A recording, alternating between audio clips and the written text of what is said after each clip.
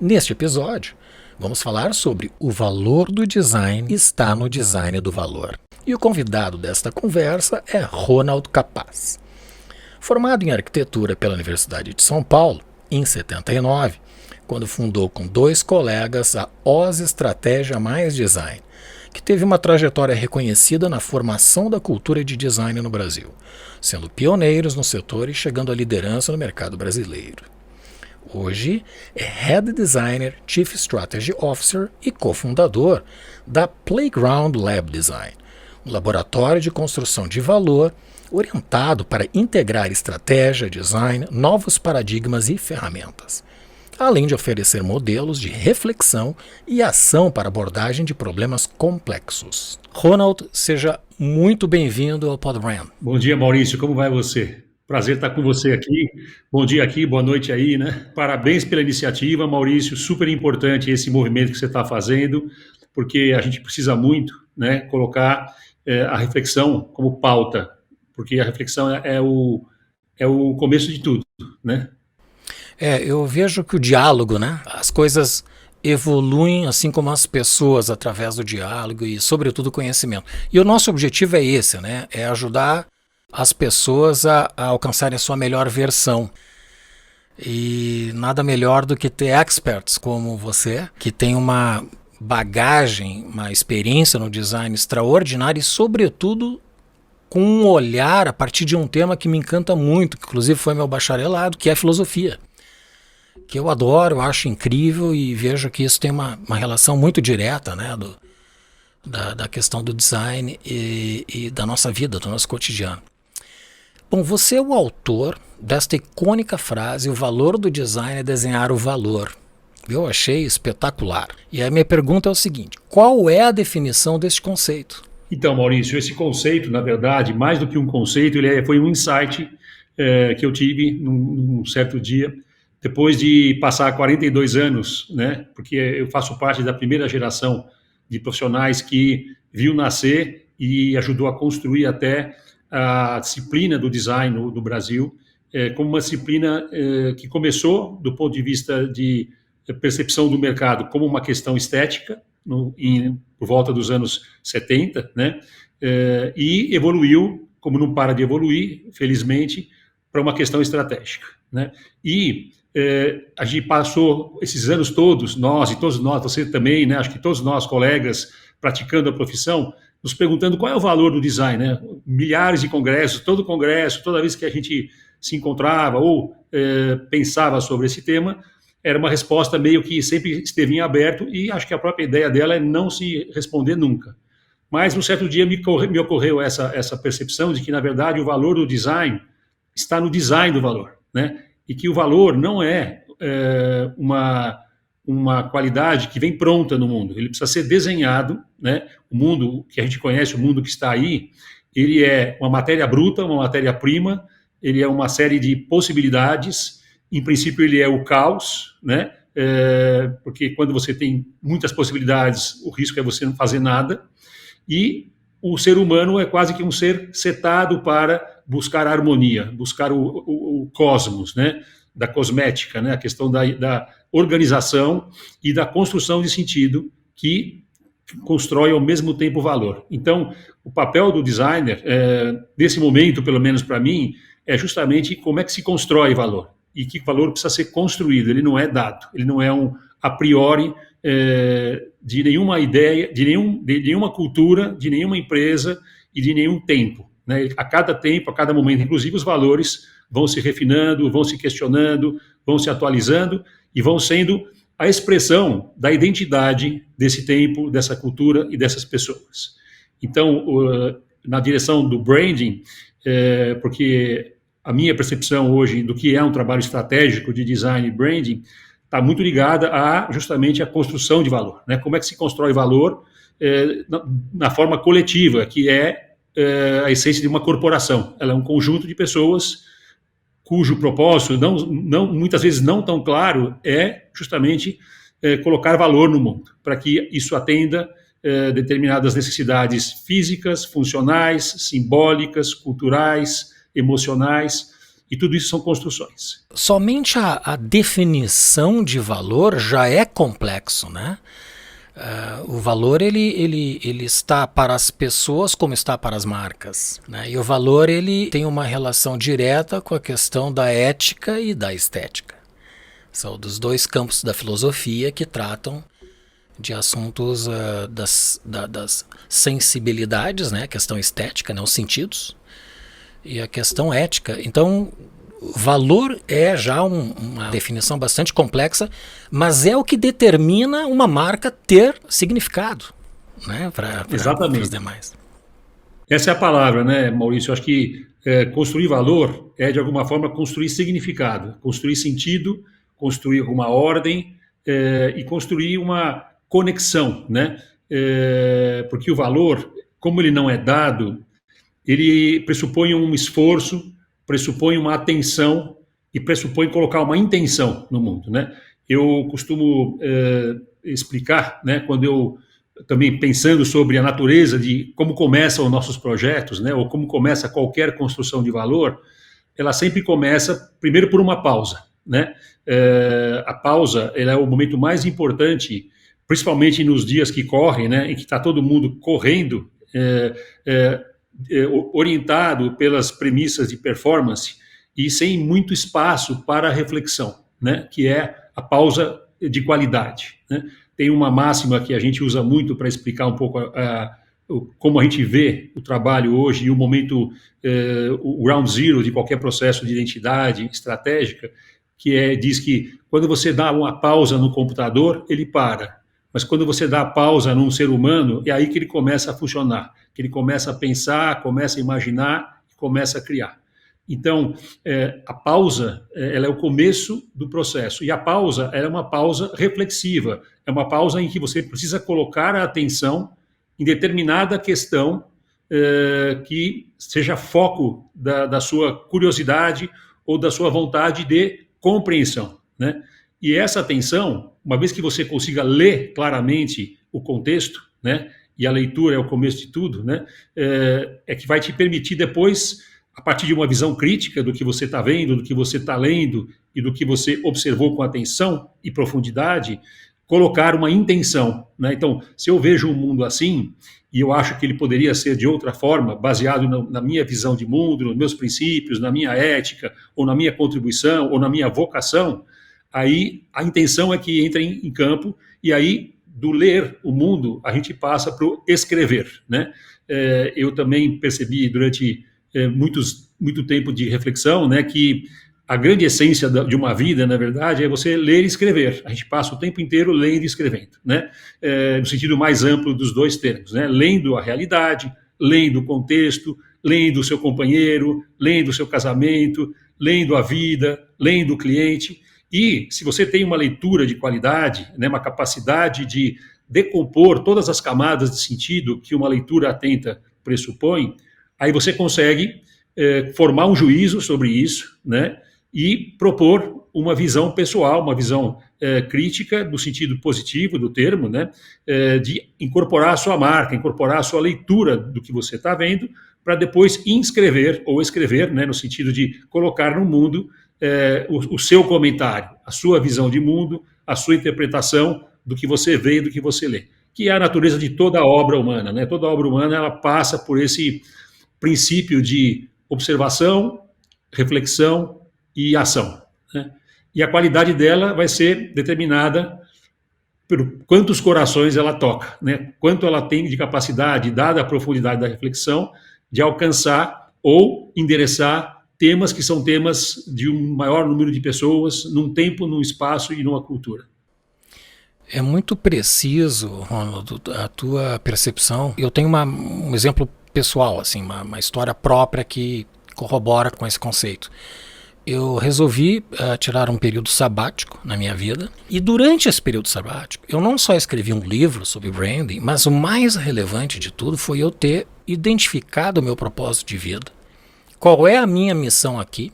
E a minha missão é ajudar as pessoas a alcançar a sua melhor versão. De todas as formas, e é o que eu fiz a vida inteira empreendendo, né? O empresário, ele ele precisa de um time, é esse time que faz as coisas acontecerem. O que o empresário faz? Ele potencializa as pessoas com determinadas virtudes e faz com que essas pessoas evoluam na sua própria vida a partir de uma ideia. E depois a minha visão, e a minha visão é essa que eu mencionei antes, que é ambiciosíssima, né? Impactar positivamente 100 milhões de pessoas. Dando sequência nessa mesma lógica do teu pensamento, qual é que é a relação entre o design e a filosofia? E como essas duas disciplinas podem impactar a gestão dos negócios? Então, Maurício, a palavra filosofia, quando a gente fala ela, parece que todo mundo meio que enche a boca, como se fosse uma coisa elevada, em princípio sofisticada.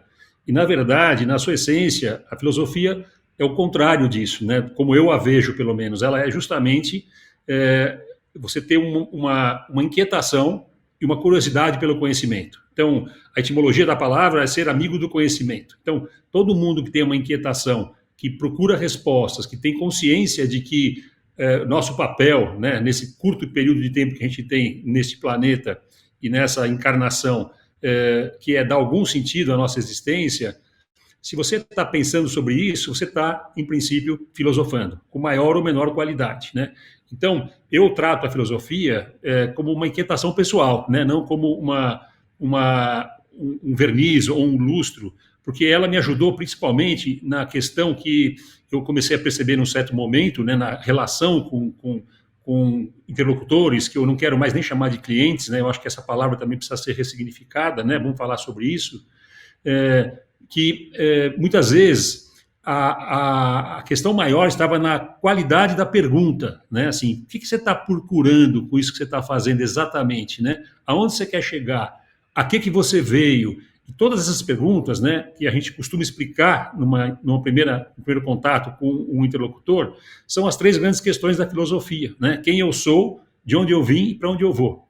Então, o trabalho estratégico, resumindo, ele é isso, né? A gente começa olhando o cliente, quem eu sou, né, neste momento, nesse tempo, de onde eu vim, ou seja, o que me trouxe até aqui, e para onde eu vou, que é o trabalho todo de uma visão de futuro, de construção de uma proposta de valor, refinamento da vocação, refinamento da potência, e isso desemboca em todos os desdobramentos de um processo estratégico.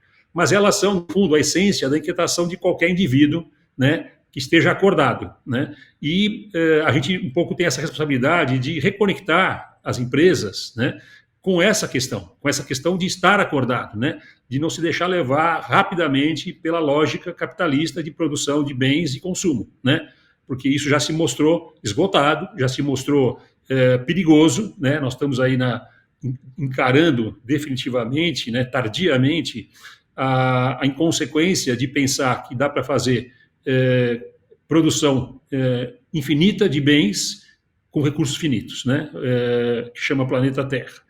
Então, tem uma questão que é responsabilidade nossa, inclusive, que ajudamos as empresas e negócios a colocarem coisas no mundo, ter essa pauta como pauta urgente da nossa agenda toda.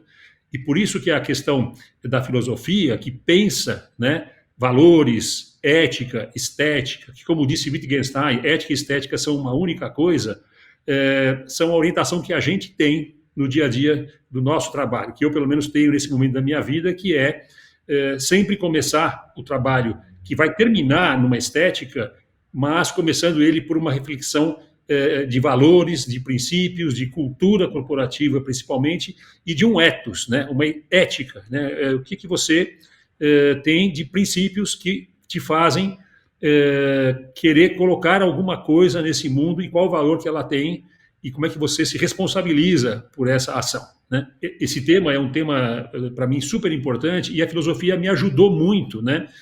Que foi Vou até te contar que é curioso, né? Como é que começou a minha aproximação com a filosofia? Eu estava fazendo uma viagem de carro e parei num posto de gasolina e tinha esquecido de levar alguma coisa para ler. Aí tinha aqueles quiosquezinhos de posto de gasolina, assim, obras, pocket books. E tinha um livro do Nietzsche, Humano Demasiadamente Humano.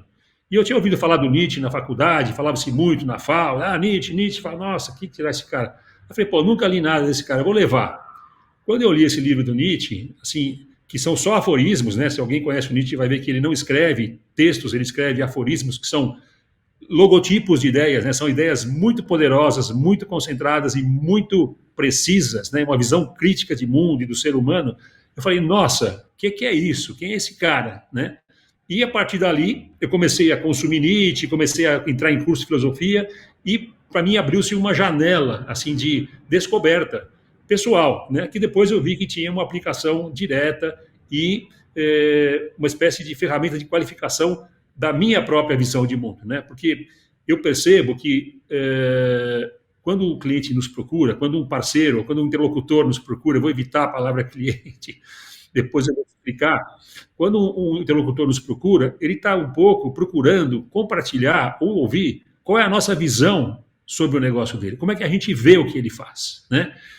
E uma visão que se espera crítica, e uma visão que, no fundo, é uma visão do valor, né? E aí a gente volta para o tema do valor. O valor, ele não é dado e ele também não é revelado a princípio. Você precisa saber decompor o valor, você precisa conseguir ler o valor que está nas coisas, tanto no que ela está hoje, quanto no que está nela amanhã, que é o território da imaginação, né? Então, o valor, ou a visão, ela tem duas camadas, né? Você pode ver o presente, que é super importante, que é o que a gente faz na relação com o interlocutor, tentar ver o presente, mas não só ver o presente, mas tentar ver a potência, o que esse presente poderia fazer para realizar a sua vocação, ser melhor, trazer qualidade. E isso tudo é o processo de ver o que ainda não está lá, mas está em potência, que é ver o futuro e que é ver com a imaginação, que para mim é uma qualidade específica de visão, né? Uma visão de potência. E aí eu vejo que o design tem uma relação direta com cultura, né? De que forma o design, então, ele pode moldar a cultura de uma empresa? Então, o que é uma empresa, né, Maurício? Uma empresa é um coletivo de pessoas, né, tentando realizar uma visão comum, né? Em geral, essa visão comum, ela não é tão comum, ela está na cabeça do fundador, mas a gente cada vez mais tenta trabalhar, e faz parte do momento meu e nosso hoje na Playground, perceber que a qualidade de uma cultura corporativa depende de quão envolvido está cada pessoa que está nessa corporação, no processo de construção da visão, né? A gente vem de uma cultura piramidal, né? Eu uso muito nas minhas palestras, do ponto de vista de design, duas formas para explicar de onde a gente vem e para onde a gente deveria ir, que é o triângulo, que é a essência do que foi o mundo durante muito tempo, e o círculo, que deveria ser o mundo do presente e do futuro, né? Que é estruturas piramidais, hierárquicas, onde toda a visão ou toda a cultura é dada de cima para baixo, top-down. Muitas vezes quem está trabalhando na empresa nem tem acesso, nem sabe o que está fazendo lá, está vendendo horas, né? E o mundo circular, o mundo do futuro, a nova forma e a nova era, que é um pouco o conceito das startups, né? Enquanto organização, é um mundo mais onde todo mundo participa do processo, todo mundo é corresponsável por uma cocriação de uma visão que é compartilhada, né? Então, a gente percebeu que quando a gente trabalha com branding, é impossível dissociar o branding enquanto ação estratégica de negócio de uma cultura corporativa, porque o outro lado dessa moeda, que tem como uma face o branding, é a cultura. Uma marca, uma identidade, ela não é o símbolo, não é o logotipo, não é uma narrativa, ela é, em essência, a marca de um grupo de pessoas que compartilha determinada ética, determinada visão de mundo, construída, em princípio, como deveria ser, coletivamente, e que realiza essa potência através da colocação e a materialização dela no mundo, né? E aí é onde entra o design como encarnação de ideias, valores, princípios, filosofia e uma ética, né? Então, o design, ele tem esse duplo lugar, que ele é um desenho das relações, no começo é um desenho, porque essa relação interpessoal, a qualidade da conversa que existe numa empresa, a qualidade da reflexão sobre valores e cultura, é que determina a definição da visão comum, que depois vai ser materializada através do design estética, do design forma, do design encarnação, né? A gente, como designer, eu brinco um pouco, a gente tem que acreditar em encarnação, né? Não em reencarnação, porque a encarnação, ela é a única forma de você ter acesso a quem é o outro, né? Quem é, e a ideias, visões, e princípios e valores. Que o valor, se ele não está manifestado em alguma forma, seja numa poesia, numa música, num logotipo, num produto, ele não consegue ser compartilhado entre os seres humanos. A relação da cultura com o design, né? Que é a seguinte: você sempre tem que começar por uma reflexão de cultura para depois encontrar uma estética que traduza essa cultura. Porque eu percebi também, né, pensando sobre isso, que quando você tem uma estética que gera uma cultura, ou questiona uma cultura, você está no território da arte. A arte é estética que gera, questiona ou introduz uma nova cultura. Mas quando você tem uma cultura que precisa ser manifestada no mundo, isso é território do design. Então, o design, ele é o caminho de uma cultura que, na hora que ela tem clareza de si, ela precisa de uma estética para manifestá-la, para ela se reconhecer e para ela ser compartilhada e colocada no mundo. Então, o design é sempre uma consequência de uma cultura. Nunca ele vai determinar uma cultura, né? Você não pode fazer uma marca e achar que ela vai transformar a cultura de uma empresa. É a cultura de uma empresa que vai gerar a necessidade de uma estética que a traduza, que a expresse. Apesar da relevância do design no cotidiano das pessoas, né, no dia a dia da nossa jornada, ainda existe uma má interpretação ou uma interpretação parcial daquilo que é design. E aí me vem uma questão que é muito peculiar em relação às empresas. Qual é que é a maior barreira que os CEOs, os presidentes de empresa, diretores, enfim, empresários, considerem o design uma disciplina que é exclusivamente estética ou funcional e não sistêmica, como de fato é? Qual é o meio para superar esse obstáculo? Então, acho que isso aí tem uma responsabilidade um pouco nossa, designers, né? Porque a gente, de alguma forma, se apresenta muitas vezes como estetas, né? Você fala, você olha um objeto e fala, nossa, esse objeto tem um design incrível, né? A gente está se referindo à forma dele, né? Mas esquece de que alguém desenhou essa forma, que tem uma visão de mundo por trás, que tem um sujeito por trás, e que é o sujeito que dada a sua qualidade, conseguiu produzir aquela expressão, aquela estética, né? Então, a gente, eu pelo menos, da forma como eu passei a minha vida tentando entender toda a complexidade do design enquanto expressão, né, que é dominar a ferramenta, e depois passei a entender que ele é um meio, ele não é um fim, e que o fim maior é a questão da identidade, ou a questão de valores, né? E que tem uma coisa que acontece antes do design estética, né, enquanto expressão, que é o design enquanto desenho das relações, desenho das ideias, desenho dos valores, e tudo isso precisa ser desenhado também, né? E ainda não é estética no sentido filosófico do termo, ainda não é expressão, mas é a organização de um pensamento, né? Tudo isso são formas do desenho diferentes. E todas elas pressupõem a capacidade que está um pouco na estética, que é de harmonizar, né? Você colocar uma certa qualidade que permita a construção de sentido, como nós já falamos, né? E é o sentido que qualifica a estética, porque se você pensa só, e eu passei anos com essa angústia, né? Via um cliente que chegava para mim pedindo uma estética, né? Preciso de logotipo, preciso de nome e tal, e eu olhava para ele e via que tinha uma série de problemas na empresa e que se eu fizesse uma estética de qualidade, independente de olhar quem ele é de fato, eu estaria fazendo uma cenografia de cliente, né? Ou seja, disfarçando ele a partir de uma estética comprada para parecer aquilo que ele não é, né? E isso, para mim, foi um certo momento, assim, depois de... Eu falei, não, isso aqui para mim não faz sentido, não é esse o papel do design, não é qualificar ou cenografar contextos que não correspondem a uma realidade verdadeira, né? E por isso que, assim, a gente trabalha hoje tentando construir essa consciência da empresa de que, na verdade, a extensão do conceito de design ela é muito sofisticada, é muito mais ampla do que a questão da estética, sem menosprezar a complexidade da estética, porque é na estética que acontece a poesia da expressão, né?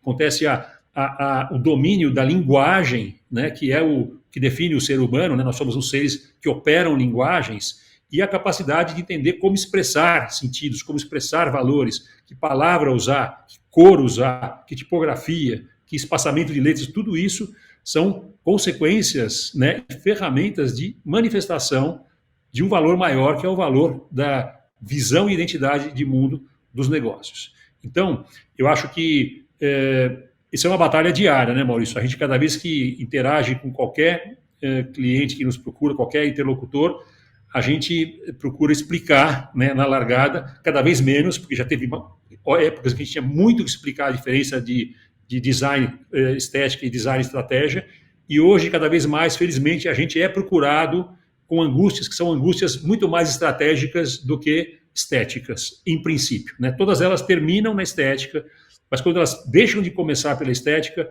aí nós estamos tendo uma interpretação mais correta do que é a responsabilidade do design. Agora, isso tudo aí, Maurício, ele pressupõe que a formação do designer também não seja só estética, né? Assim, que haja uma formação para o pensamento, para a reflexão, para temas estratégicos, para a cultura, para relações interpessoais. Por isso que, assim, do meu ponto de vista, a formação do designer ela deveria ser uma formação que combina diversas disciplinas da área de humanas, né? Filosofia, sociologia, antropologia. Cada vez mais a gente usa lentes antropológicas para ler o que é valor para um determinado público, para um determinado momento, para uma determinada audiência. E isso são questões das ciências humanas, né? Porque, como falou o Simon Sinek, né, que é esse guru aí do marketing, que criou o tal do Golden Circle, que tem um valor importante, ele falou assim, valor não é um cálculo, valor é um sentimento, né? E eu acho essa síntese dele muito precisa, né? Porque valor não é quanto custa, não é o número, ele é um sentimento. Se você sentir que tem valor, você vai pagar o que for, né? No sentido não de desembolso, mas no sentido de você precisa daquilo, você quer conviver com aquilo lá para você significa coisas, né? E é disso que se trata, né? E como é que você sabe o que significam as coisas? Como é que se constrói essa capacidade de construir significado? Então, é uma formação super sofisticada, não tem shortcut, não é um workshop de fim de semana de design thinking que vai te fazer sair desenhando, né? Como é apresentado o design thinking para o mundo, né? Eu sou bem crítico da questão do design thinking, desde que ele chegou, e até hoje continuo achando que é um perigo, né? Uma simplificação muito redutora da complexidade do que é construir valor, né? Ele ajuda a entender um pouco o que design não é estética, é estratégia, mas, de alguma forma, ele também corre o risco de achar que, aplicando um método de workshop de fim de semana, você consegue resolver a profundidade da reflexão que deve ser conduzida com muita calma, né? Não tem resposta simples para problema complexo. Eu dei uma palestra na cidade de São João Batista, em Santa Catarina, alguns anos atrás. É um polo calçadista no estado de Santa Catarina. E estava lá um empresário do ramo de móveis. Ele começou do zero. Ele disse o seguinte, que motivar as pessoas que não têm competência só vai resultar em incompetentes motivados. Eu entendo essa colocação, Maurício, mas eu acho que, na verdade, quando você interage com uma cultura, a primeira questão que é importante ter em mente é que todo mundo que está lá é competente. E a questão maior é no que esse cara é competente, né? O que motiva ele e qual é o lugar correto em que essa pessoa vai realizar a sua potência, como você colocou no seu princípio aí, né? Porque muitas vezes a incompetência não é uma questão de não saber, é de estar no lugar errado, né? Ou não estar suficientemente motivado porque aquilo que você está sendo cobrado para fazer não é aquilo que aqui você veio, né? Então, por isso que é sofisticada a reflexão de cultura e a forma de desenhar essas inter-relações pessoais, porque ela pressupõe essa leitura e esse desvelamento do que cada um quer com esse processo. Por que você está trabalhando aqui? O que você acha que você está fazendo aqui, né? E essa série de perguntas, a série de inquietações que faz parte do nosso processo, né, de projetos culturais, né, projetos de cultura, né, corporativa, que a gente faz muito na Playground, são da natureza dessa questão, né, que é desenhar o invisível, né? Tem um livro que vou recomendar já aqui, né? Porque eu sei que você vai me perguntar se poderíamos recomendar alguma bibliografia, e a gente vem trabalhando muito inspirado pela antroposofia, como uma matriz filosófica de pensamento do que são as relações do homem com a natureza e do homem com o homem, né? Inspirado na natureza, porque vem do Goethe, né? Um grande pensador e um grande admirador e pensador da biologia e da natureza, e esse livro se chama Os Artistas do Invisível, e é do Alan Kaplan, que é um discípulo do Goethe, um pensador que trouxe toda essa visão antroposófica para a construção de cultura corporativa, né? E é uma pérola, assim, se você um livro fino, com uma série de práticas, mas onde justamente o objetivo maior é como é que você enxerga, como é que você vê o que está ali, né? E ver o que está ali, né, não é tão simples quanto parece, né? Eu acho que foi o Oscar Wilde que falou que o verdadeiro mistério da vida não é o invisível, é o visível. É muito pertinente isso que tu colocaste. Eu tenho um exemplo sobre essa questão dos talentos, né, ou das virtudes das pessoas. Existe uma empresa na Coreia do Sul que se chama Dexan. O CEO, que tem uma diretriz muito peculiar, ele tem uma orientação muito clara dentro da empresa. Quem na produção tem vocação para a área financeira. Eles identificam qual é essa pessoa e trazem para a área financeira para que ela evolua lá dentro do core das virtudes dela. Quem na produção tem vocação comercial, e é esse que vem para o comercial. Depois de alguns anos, todo mundo de todas as áreas da empresa tem conhecimento de todo o processo de produção, do comercial, do financeiro, enfim. É uma dinâmica que faz crescer todos a partir das suas virtudes. É Aristóteles, né? Potencializar as próprias virtudes. Muito bacana. Falando agora da Playground, que é um projeto novo, depois de algumas décadas com Oz Estratégia Mais Design, que foi um sucesso, foi um dos pioneiros do mercado no design. Qual é o posicionamento estratégico da Playground? Quais são as entregas que a Playground é focada? E que pilares sustentam estas entregas? Bom, Maurício, alguns deles eu já comentei aqui, né? Vou associar a Playground, porque a Playground nasceu justamente dessa reflexão sobre o momento, as necessidades das corporações, a necessidade do mundo, e onde a gente se sentiria, eu e minha sócia, Suzana, se sentiria mais confortável em estar aportando a nossa visão de mundo, a nossa leitura de contexto e a nossa visão sobre onde a gente se sente orgulhoso de estar agindo e indo para casa feliz no fim do dia, né?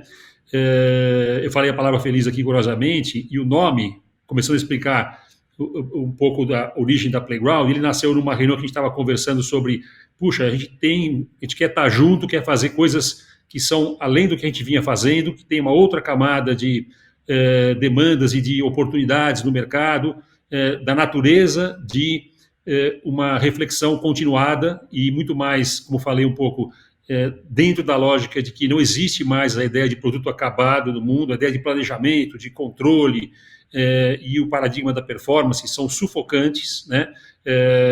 Basta ver o que a pandemia fez com todos os planejamentos estratégicos e investimentos feitos nessa linha, e quem sobreviveu à pandemia, o que tinha de qualidades, né?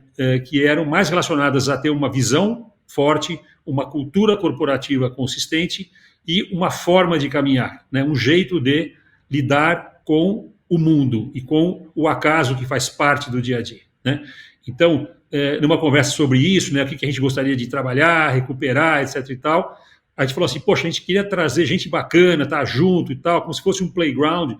E aí a palavra playground soou assim, nós falamos, nossa, playground, é exatamente isso que a gente está querendo construir do ponto de vista de um espaço, né, de reflexão que tem as qualidades de um playground, ou seja, é um lugar separado do dia a dia, não é sala de aula, né, e por isso a questão da pausa, que eu já falei, ela é importante. Então, nossos processos hoje, eles começam por uma pausa reflexiva, sempre, né? Às vezes é um workshop de alinhamento, de visão, de reflexão de onde estamos, da resposta dessas 3 perguntas da filosofia. E é uma pausa de qualidade, porque é uma pausa em que você precisa se colocar numa atitude de curiosidade e de descoberta e de exploração do potencial daquela pausa, e não só, temos um problema que precisamos resolver, né? A gente é formado, enquanto designer, dentro da lógica do problem solver, né? O designer é um problem solver, tem um problema e a gente resolve. E acho que essa lógica ela já também precisa ser revista, porque, na verdade, a gente hoje trabalha muito mais orientado por uma ideia de sofisticar o problema, né? Não resolver o problema, mas levá-lo a uma camada de questionamento de por que é esse o nosso problema, por que é essa a dor? Essa é realmente a nossa dor? Vamos entender melhor as motivações, os princípios, e dar alguns passos atrás, porque aí a gente começa a entender se de fato aquela é a questão e se é ali que mora o maior desafio de construir uma identidade, uma vocação ou um valor, né? Então, a Playground, ela é um espaço que se propõe a ser um espaço lúdico, onde a gente interage com o nosso interlocutor, e não é na relação, agora eu vou explicar, cliente e fornecedor. Então, a gente não se coloca mais nesse lugar de ser um fornecedor para quem é entregue uma encomenda, né? Não existe encomenda, existe um trabalho que é feito junto com o interlocutor, né? Um trabalho de cocriação. A gente envolve o nosso parceiro, quem nos procura, no processo, porque as respostas, elas são resultado da qualidade desse nosso diálogo, onde cada uma das partes aporta uma competência na mesa. O cliente conhece o negócio dele, vive aquilo o dia inteiro, e a gente traz algumas provocações, alguma ampliação de lente, algum questionamento, que a gente hoje apresenta um pouco como uma espécie de acupuntura corporativa, né? Eu muito tempo trabalhei com a ideia de que processos de branding são processos de psicanálise corporativa, que é levar a empresa ao divã e fazê-la pensar sobre sua identidade, né? Hoje eu já lapidei um pouco, eu acho que tem um pouco de psicanálise, mas eu acho que tem muito de acupuntura também, porque é olhar e conhecer o frame de energias que circula e saber ler as energias que circulam na construção de valor, de identidade, de motivação, de princípios, e ver aonde que essa energia está parada, onde que ela está minada e onde que ela está sendo atrapalhada para realizar a sua potência. E aí é onde a gente vai lá e com um comentário, com uma leitura, ou com uma interpretação, ou com um workshop, ou com uma palavra, às vezes, você libera essa energia e a consciência, né, da vocação, ela desperta. Então, para mim, sempre o branding foi um trabalho de construção de consciência e de autoconhecimento, né? É a empresa parar para pensar sobre si, o que ela está fazendo, se ela está feliz com o que ela está fazendo, se aquilo lá é o que ela tem de melhor para contribuir, porque é essa qualidade que vai atrair determinada audiência. As pessoas querem saber hoje quem está por trás dos negócios, não é só os negócios. Eu não quero só comprar uma camiseta, eu não quero comprar um tênis, ou eu não quero não comprar nada, mas eu quero me relacionar com interlocutores que estão conscientes e aportam valor à minha vida, né? Do jeito que eu a construo, né? Então, a Playground, ela é um playground, ela é um laboratório, é Playground Lab Design, então ela é um laboratório também, porque a gente percebeu que, do jeito que o mundo está também, você não precisa ter a resposta definitiva no day one. Você tem que ter uma direção, um caminho, e colocar um protótipo no mundo, um primeiro desenho, um primeiro rascunho de movimento, que é o primeiro passo, dado uma estratégia e uma visão, e ver o que acontece. Porque a interação com o mundo, a interação com o público, a resposta da audiência é que vai te permitir falar, poxa, olha, aqui nós acertamos, aqui pode melhorar, e você permanentemente, né, ou lidar com o acaso, né, ir refinando não a direção, mas refinando a qualidade da entrega, né? A direção, a visão, os princípios, os valores, esses são a parte, em princípio, que garante a trajetória. Eu não vou sair para trás, tem que sair para aquele lado, né? Então, o começo do desafio é para que lado eu estou indo, não é onde eu vou chegar. Porque se eu desenhar um destino e chegar nesse destino, eu acho hoje que eu não cumpri a minha meta, porque chegar a um destino planejado é muito pouco, né?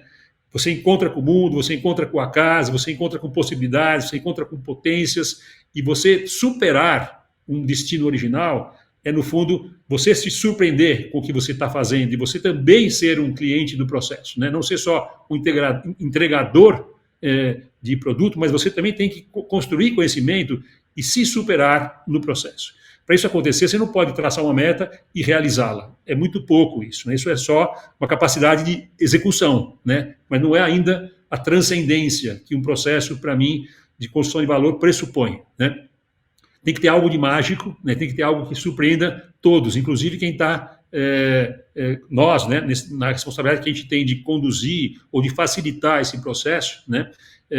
Também temos que ser surpreendidos por ele e descobrir coisas.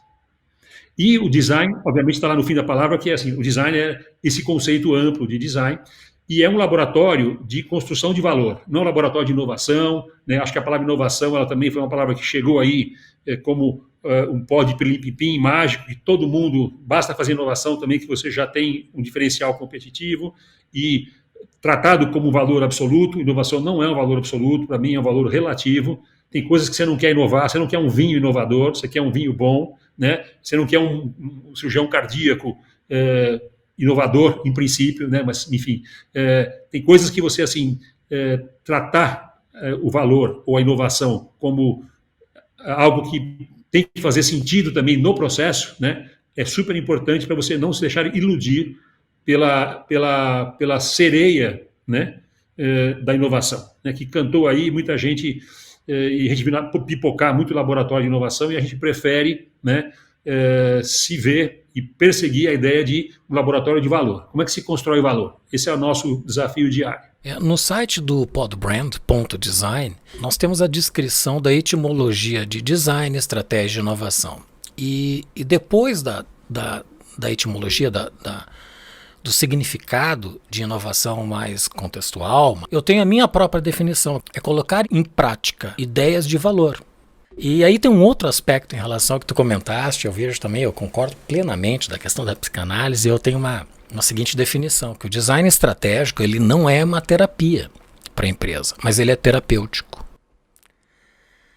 Ele acaba resultando numa análise terapêutica, que é a partir da introspecção, que tu mesmo comentaste, que a gente faz sobre a natureza de todas as coisas que a gente faz, se relaciona com a equipe, com o mercado, enfim, com a sociedade de modo geral. Sabe o que eu percebi na prática? Desculpe, Maurício, que quando a gente está nessa interação com o nosso interlocutor, se você não consegue provocar um redesenho da visão, é impossível depois você provocar um redesenho da expressão. Porque o começo de uma necessidade de uma nova estética, de uma nova ética, está em você mudar a sua perspectiva de mundo, ou refinar a sua visão de mundo. Então, o primeiro design, na verdade, é o design de uma visão de mundo, porque é uma visão que gera todo o resto que vem depois, né? Não o contrário, né? Dando sequência, de que maneira uma pequena e média empresa, com as suas limitações de recursos, ela pode implementar a cultura do design e alavancar os seus resultados a partir desta nova cultura, né, dentro da empresa? Então, Maurício, isso é uma questão bem importante, né? E ela já foi objeto da minha reflexão, no sentido assim de a gente muitas vezes é procurado por um cliente que quando olha fala, nossa, vocês trabalharam para Porto Seguro, Coca-Cola, nossa, eu sou pequeno, né? E eu costumo responder assim, olha, para nós um cliente grande é o cliente que tem consciência do valor que a gente pode aportar ao processo dele. Então não é o faturamento, não é a escala, tem muito cliente enorme aí que a gente olha e fala assim, esse cliente é mínimo, não tem nenhuma consciência do que está colocando no mundo, do valor que ele está aportando. Então, primeiro é uma questão de régua, assim, o que é um cliente grande e um cliente pequeno, né? Eu vou usar a palavra cliente porque ainda não encontrei a palavra melhor, interlocutor, né? Então, se você é um negócio que está começando, mas você começa orientado por essa inspiração, eu diria que você já está no bom caminho, né? E você pode fazer essas perguntas, você pode tentar, no primeiro momento, se desafiar a se questionar, né? Sem uma interlocução, sem uma pontuação de um terceiro, que é o nosso papel algumas vezes. E a gente também tem processos em que a gente trabalha muito com startups, que são negócios que ainda não têm um orçamento, ou não têm ainda uma capacidade de investimento que possa ser colocada num processo completo, porque ele é uma reflexão com profundidade, ele pressupõe tempo, pressupõe uma equipe sênior, não tem gente, não tem mão de obra no processo, né? Tudo ali, todo mundo que está envolvido no playground é ser pensante, né? Está todo mundo envolvido numa construção sofisticada, né? A gente tem formas de fazer uma versão short, uma versão na linha do lean, né, do leve, e às vezes é um workshop onde o cliente participa junto com a gente de um processo e a gente ajuda a pontuar e tentar rapidamente endereçar algumas questões que podem ser pontos cegos da reflexão dele, e isso já orienta bastante, já melhora muito a qualidade do que vem depois, né? Então, a gente tem consciência dessa necessidade, a gente procura encontrar fórmulas nós mesmos de aportar uma energia concentrada nesses momentos de largada, até porque a gente percebeu também que, assim, quando você está começando uma direção, né, na lógica do transition design, que é o design de processos, né, e que você não sabe onde você vai terminar, e definir essa direção é importante, a gente percebeu que, assim, se você erra 1 grau no ângulo na largada, lá na frente você vai chegar a uma distância tão grande onde você poderia ter ido, que é importante você ter muito, muito controle, muito cuidado com a definição dessa direção. E esse momento, para as empresas que estão começando, que não têm ainda esse recurso de investir, ou não estão preocupadas em reposicionar, ou reorientar, ou construir mais conhecimento sobre a sua razão de ser, às vezes esse pequeno exercício de começo, né, essa pequena interação, já qualifica e coloca ela num bom caminho, e aí é um pouco de paciência para esperar crescer. Sim. Se tiver um valor de largada, sempre cresce. Tendo um valor e uma paixão envolvida, né, assim, uma dedicação apaixonada, né, um comprometimento, eu tenho essa convicção de que tudo que tem coração e paixão envolvido tende a crescer. Essa eu acho que é a natureza do empreendedor, né? Exatamente. Bom, na nossa jornada do Pod Brands, nós temos um momento final que se chama Pinga Fogo. E nesse momento Pinga Fogo, literalmente, nós temos 3 perguntas. A primeira, quais são as virtudes do empreendedor de sucesso? Vou fazer bem pinga-fogo, então. Acho que é sensibilidade, intuição, fé e coragem. E posso explicar cada uma, assim, né? Pode. Sensibilidade, porque sensibilidade é você entender que você está lidando com uma matéria delicada, né? Desde as pessoas, até valores, até princípios e até ética. Então, não dá para entrar nisso com um mindset de capitalista selvagem, né? Trata-se de coisas da natureza do humano. Intuição é um pouco essa capacidade de sentir a potência, a possibilidade que determinado contexto pode te revelar sem aparecer ainda, né? A fé é um pouco acreditar no processo, acreditar em você, acreditar de que se você colocar o seu coração, aquilo vai dar certo, e coragem para dar o primeiro passo, né? Coragem para investir, coragem para apostar, e coragem para, como qualquer empreendedor sabe que precisa, né, correr alguns riscos, né? O maior risco de todos é não fazer nada, né? E a coragem ela é um impulsionador extremamente importante, associado à fé, então, né? Porque o nosso processo, né, ele é muito intangível, né? Quando você começa uma interação com a natureza do nosso trabalho, é muito comum o cliente estar com uma inquietação de, nossa, mas como é que é assim? O que vocês entregam? O que vai sair no final do processo? Porque quando você compra um tijolo, você vê o tijolo, você pega o tijolo é concreto, né? Quando você compra um processo, né, como é que eu fico seguro de que estou comprando uma coisa de qualidade, né? Então tem uma espécie de componente de fé, né, na nossa trajetória, na nossa convicção, na nossa paixão e crença de que nós vamos colocar o nosso melhor, que precisa ser aportada. Maravilha. O que diferencia os sonhadores dos fazedores? Essa é ótima. Eu procuro combinar os dois, na verdade, mas eu também cheguei a uma reflexão sobre isso num dia, pensando sobre o que me dá prazer, né? E eu vou responder a sua pergunta assim: o sonhador é aquele cara que desenha com a cabeça, e o fazedor é o cara que pensa com as mãos. Então, assim, eu acho que eu tento combinar as duas coisas, né? Eu acho que quando eu estou no momento estratégico do processo, eu estou desenhando com a cabeça, procurando palavras, procurando a percepção de mundo, etc. e tal, mas estou desenhando, né?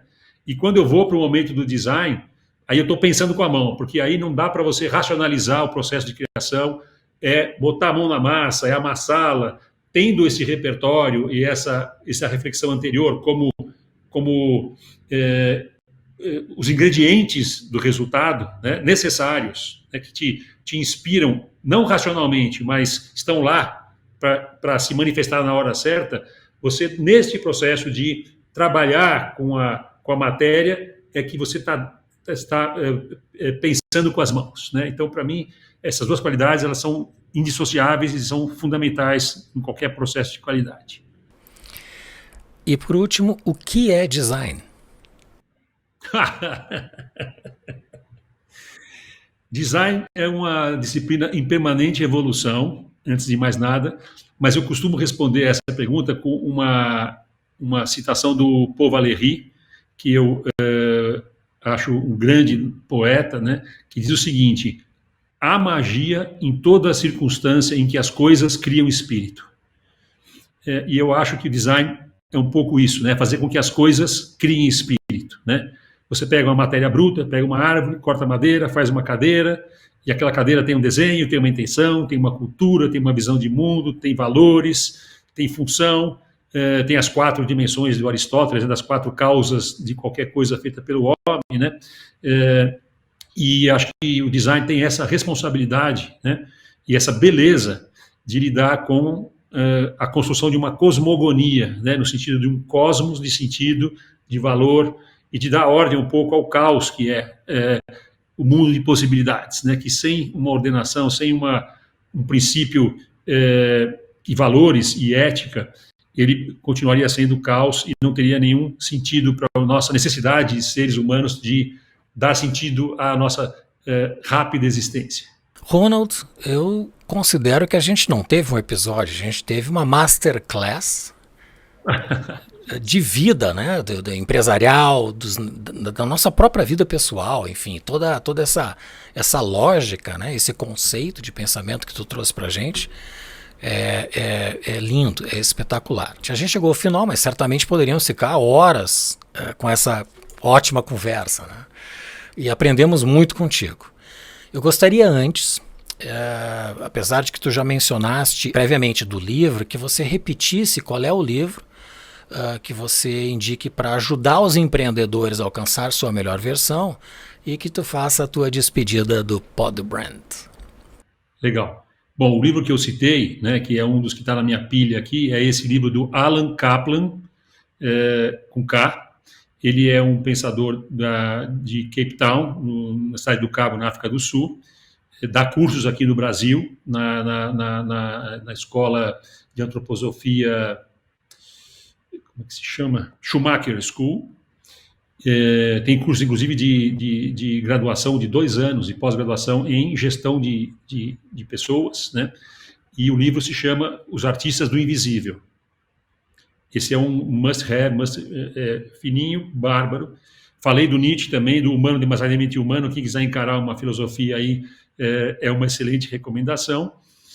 E, bom, eu, nesse momento, né, e na pandemia, eu acabei realizando o que era o meu sonho, né, porque eu tenho tanta coisa que eu gostaria de ler, e o dia a dia atropela tanto a gente, que eu tinha um plano secreto que era cometer um pequeno delito e ficar 1 ano preso, só para colocar toda a minha leitura em dia, né, porque aí eu não teria outra coisa para fazer, e a pandemia veio responder essa minha questão, e eu tive muito tempo em casa, né, 2 anos, onde eu pude atualizar um pouco a minha leitura.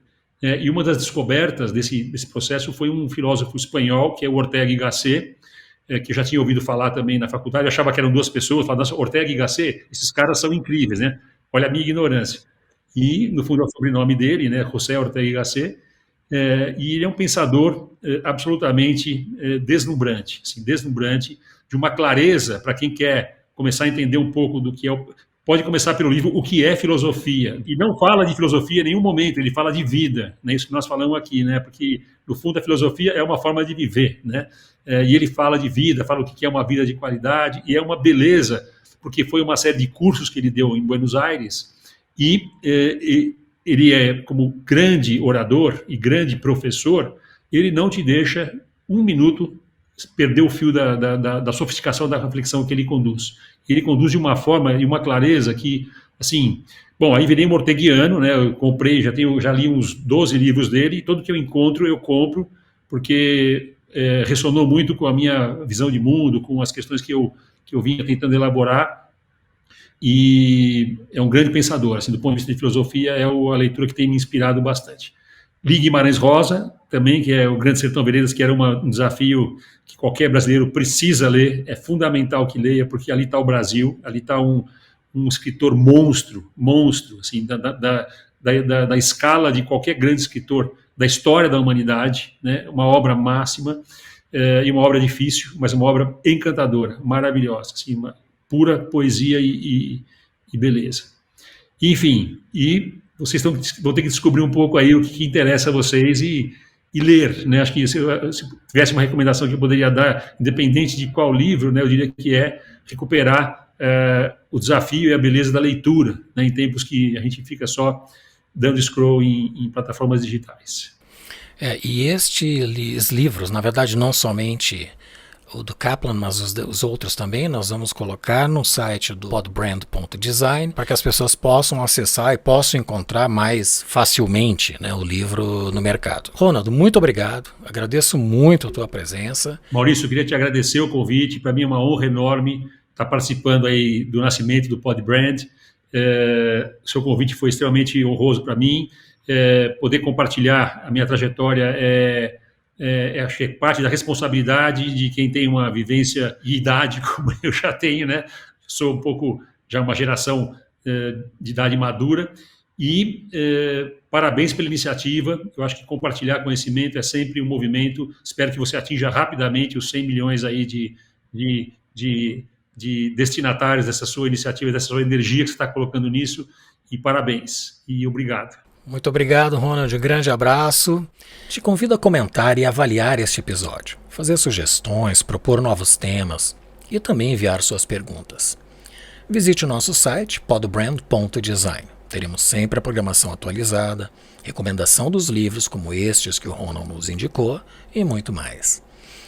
E se você chegou até aqui melhor do que entrou, compartilhe com as pessoas que curtem o conhecimento.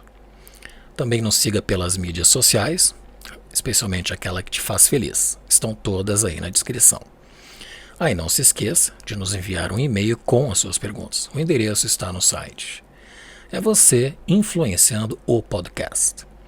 Agradeço muito a presença do Ronald Capaz e em especial a você que nos acompanha. Nos vemos no próximo episódio do Podbrand, o podcast do design.